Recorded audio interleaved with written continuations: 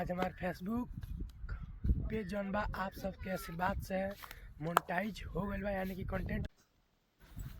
नमस्कार दोस्तों, अभी हम मौजूद बानी लखराव ग्राउंड पर और आप सबसे बतावल चाहते हैं कि इतना ठंडी बाबा कि कहीं जाए के मन नहीं करत, लेकिन फिर भी हमनी के इतना ठंडी के चलते अपना ग्राउंड पर हमनी के आए थे जा, कहीं कि हमनी के ग्राउंड के हमनी के मेहनत बहुत ही जारी बा। देख सकत रहे इतना ठंडी में एने हमनी के ग्रीन क्रिकेट क्लब के पूरा तैयारी भी जोर शोर से चल रहा बा, और एने के हम बात करी तो पूरा स्पोर्ट के तैयारी भी जोर शोर से चल रहा बा। देख सकत लो पूरा रनिंग करला लड़का हो लो स्टार स्पोर्ट क्लब लखराव भोर है माननीय कोच राकेश जी, और एक ग्रीन क्रिकेट क्लब के कोच जी बानी हमारे विकेश जी और शैलेश जी।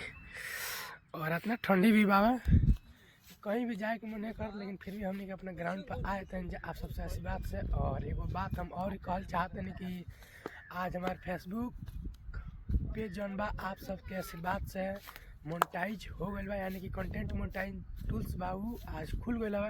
तो आप सब ऐसे ही प्यार आशीर्वाद बनल रही और वीडियो को ज़्यादा शेयर करी, हमारे फेसबुक पेज के एगो फॉलो जरूर कर ली और एगो लाइक जरूर करी। धन्यवाद।